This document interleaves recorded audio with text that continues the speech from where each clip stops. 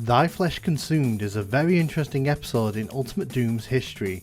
Released in 1995, 2 years after the official release of Doom into the world, this episode was created as a new experience to entice people into buying the Ultimate Doom collection. As a result of coming out after Doom 2, there's clearly some inspiration taken from those levels, and thus this has a very different feel to it compared to the rest of Doom 1's episodes. Does this make Thy Flesh Consumed a better overall experience, or does it only bring in issues that the other episodes didn't encounter?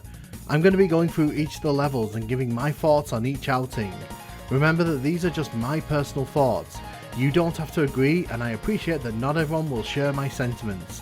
Let me know in the comments what your thoughts are on Thy Flesh Consumed. Let's get a good conversation going about Doom. So if you're ready, let's dive into...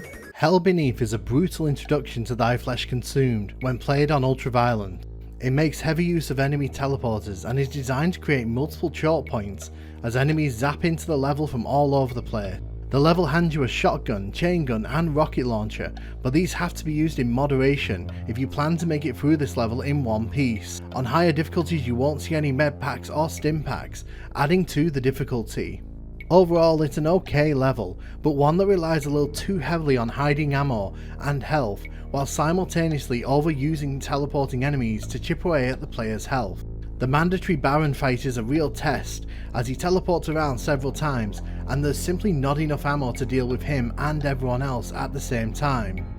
The trap at the end of the level is also incredibly unfair, with several Barons chasing you through the level. If you want to get 100% kills on this one, you're going to really have to watch that ammo count. Perfect Hatred is the sucker punch that follows Hell Beneath. Famously completed in an afternoon by Romero, there's a very mixed bag on offer here. It provides a robust challenge that veers wildly from engaging to frustrating. The initial wave of Cacodemons gives way to monster closets stuffed with Barons, lost souls and even a cyber demon for good measure. The tight walkways make it easy to spill into the lava floors, while the secrets are stuffed with much needed ammo. The encounters are mostly fun, but the design choices in some spots leave a lot to be desired. There'll be multiple times in this level where you'll be facing off against Barons on tight walkways or on little ramps where you really don't have room to maneuver. It can get very frustrating if you're running low on ammo. I appreciate that this level wants to leave a strong impression when it comes to challenge, but there are moments where it feels like a bit longer in the design department may have led to a better overall experience in this level. Sever the Wicked throws a lot at the player to begin with and makes a very strong impression out of the gate. Luckily you can grab a chain gun and shotgun, as well as an invulnerability if you're finding things a bit difficult. Once you've cleared this initial horde however, the level transforms into a somewhat middle of the road experience, with monster closets involving battles against huge numbers of shotgunners, imps, pinkies and the odd Baron here and there. It's certainly a very interesting level with its layout that involves stairs that allow you to run to both sides of the level over a lava pit. Ultimately though, there's just nothing that remarkable going on in this level that you haven't already seen in other levels before. Don't get me wrong, the encounters in this level can be very adrenaline inducing, but it never really matches the first two levels for difficulty and lacks the strong aesthetic that some of the future levels in Thy Flesh Consumed actually have. At the end of the day, this level's just there to serve its purpose. It's fun, but I doubt many people will put this as their favourite level. Unruly Evil feels more like a traditional Doom level in its execution than anything in Thy Flesh Consumed so far. That being said, it's a fairly short level and doesn't really offer up anything that hasn't been seen in any of the maps previously played by the player. It's very run of the mill, with basic monster closets offering up the main bulk of the challenge here. Do I think it's a badly designed level? Not at all. It serves the purpose that it's here for, to serve as an icebreaker between some of the more difficult levels in this episode. But the reality is that this level leaves no impression at all, and I'd be amazed if most players remember it when they're thinking back once they've reached the end of the episode. There's just nothing here that makes you remember it. They Will Repent is an interesting level in that it allows the player to choose the path they want to take through it more so than other levels in this episode. The level itself has a nice aesthetic, clearly designed as a kind of keep or castle. It avoids overbearing the player with hordes of enemies, instead throwing small groups at the player and seeing how they react. Because of the fact that this level is more open, you can approach a number of situations in the level in different ways. For example, there's a Baron encounter that has several approach points and you can choose which one works best for you. You can find the plasma rifle and take him on from a distance, or you can tackle him head on. You can also forego the blue and yellow keys entirely should you choose. The game not hiding the path to doing this, but instead placing clever breadcrumbs to observant players. This is a fun level and one that manages to offer an interesting experience as a result. Against Thee Wickedly is another Romero level that over-relies on pain floors to artificially raise the difficulty. This level is covered in lava floors, yet barely offers enough rad suits to make it through. The most egregious moment of this comes near the level start, where the player is forced to dive into a moat filled with lava. Once there, the player will face off against pinkies, cacodemons and shotgun guys in their quest to get off the pain floor. And this isn't the only location in this level where pain floors are a problem. The central teleporter is surrounded by pain floors, as well as the red and yellow doors, which also have enemies on top of them. It's just silly in my opinion, and it really brings this level down, because outside of this there is a decent level here. Some of the encounters are genuinely fun, while that cyber demon fight at the end of the level is pretty iconic in my opinion, and I haven't even mentioned how gorgeous this level looks. It's such a stunning level to look at, but those pain floors just artificially raise the difficulty, and that hurts this level so much.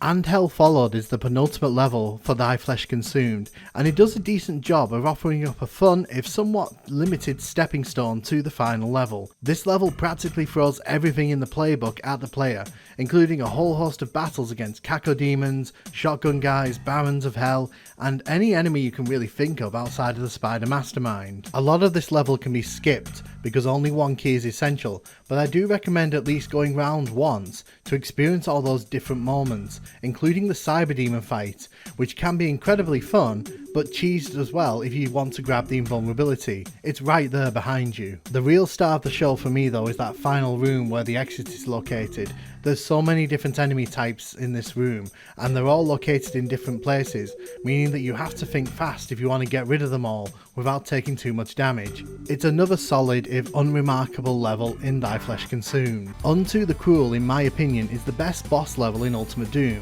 although that bar hasn't been set high. It's a level that raises the tension very slowly, pitting you against hordes of shotgunners and zombie men, before pushing you into a courtyard full of enemies and making you deal with them. The final room featuring the Spider Mastermind in particular feels like an answer to the critique of Dis. It's a much better arena, filled with more enemies that are all charging at you at once. It feels like a final battle, even if I find the Spider Mastermind to be a very weak final boss. This isn't an amazing level, and it kind of struggles to stand among the better levels in Doom, but I feel it gets more right than it gets wrong, and it's a level that serves its purpose perfectly, because it acts as a proper finale to Doom. Fear is arguably one of the more forgettable levels in Ultimate Doom. It doesn't really offer anything unique or challenging to the player, instead reusing a number of ideas in an attempt to create a fairly standard level. Upon arriving, you're initially charged down by a horde of enemies, but this gives way to a fairly average level crawl once you're out of that initial area. The highlight of the level is probably trying to avoid the Baron's fire while facing all the enemies in the circular room, but that's it. I do like the look of the courtyard in the south of the map, but it feels like something more should have happened here. It feels like a wide open space that is just completely underutilized. I don't know about you as well, but I kinda get the feeling that this level wasn't really a Thy Flesh Consumed map. It doesn't really share the aesthetic with the rest of the episode, and it feels weirdly out of place when you look at the textures being used. There's not much more to say about it really, it's that forgettable. Overall, it's very hard for me to articulate my real feelings on Thy Flesh Consumed, because I honestly don't know if I like this episode or not. It's probably the episode that gives me the most conflict in terms of where I rank it, because the quality is so varied and the difficulty spikes so aggressive that it really depends what mood I'm in when I'm playing it. You can definitely tell that some of the critiques around the initial 3 episodes shape the way that this one plays out. The incredible difficulty spike right at the start of the episode is clearly designed to grab attention and showcase Doom at its hardest, and while I appreciate that, it really feels out of place with how the rest of the game handles its episodes. This isn't to say I don't welcome the challenge. but I feel several of the levels employ some very cheap tactics in order to weigh the player down. The overuse of pain floors, the removal of health completely from some levels, and the scarcity of ammo in particular are gripes that I feel should have been ironed out in playtests. I think it's a fine episode overall, and I think that when you look at the levels as a whole, the experience is a very positive one. There's a great aesthetic at play here, and I think that the increased difficulty will make some of the veteran players who return to play this feel very happy. Thy Flesh Consumed certainly sets out to deliver on the brief of increased difficulty, but the cost to playability for most players in my eyes is just too much of an offset, and so this episode fails to live up to its true potential. And yes, I appreciate that people will not fully agree with this sentiment. I know there are people out there who think this is the best episode by some distance, and I totally understand that, and that's what's good about the Doom community. We can sit here and have this conversation, but ultimately none of us are right or wrong. I'd love to hear your comments down below, and I'd love to hear your thoughts on this episode. Did you love it? Did you hate it? Or do you not really care that much at all? Did you even bother playing this back in the day?